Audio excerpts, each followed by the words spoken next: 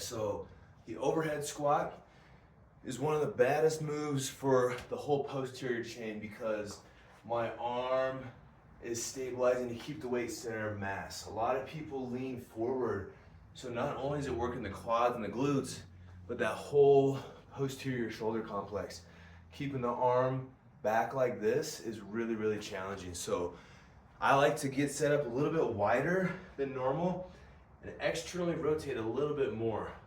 That's gonna help you kind of sink. So really drive those knees out, arm up overhead. And you'll notice there's a huge difference once you add weight. So practice just with one arm overhead, trying to keep it center of mass. So don't let that arm come forward as you descend down into the squat.